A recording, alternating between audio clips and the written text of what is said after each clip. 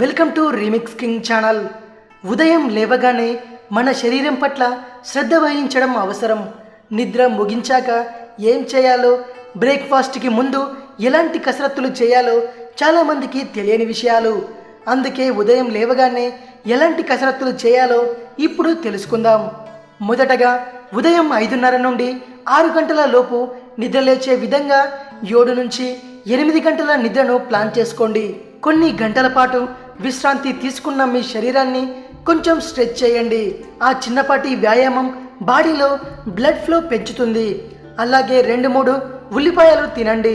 నిద్రలేచిన తరువాత 1 లేదా 2 గ్లాసుల మంచినీరు తాగండి. 7-8 గంటల పాటు నీరు లేని శరీరాన్ని డీహైడ్రేట్ చేసుకోవాలి. మరో గ్లాసు నిమ్మరసం తాగండి.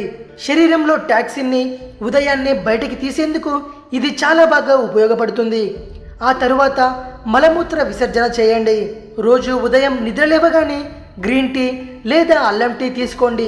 ఉదయాన్నే 7 గంటల నుండి 7:30 లోపు మీ బ్రేక్ఫాస్ట్ని ముగించే ప్రయత్నం చేయండి. ఈ అలవాటే మంచిది.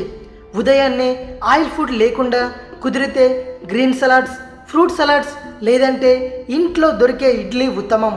ఇలా ఉదయం లేవగానే ఈ పద్ధతులను గనక పాటిస్తే మీరు ఎంతో ఆరోగ్యంగా, ఎనర్జెటిక్గా ఉంటారు.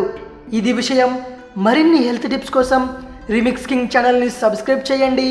మరో వీడియోతో మీ ముందుకు వస్తాను. అంతవరకు సెలవు.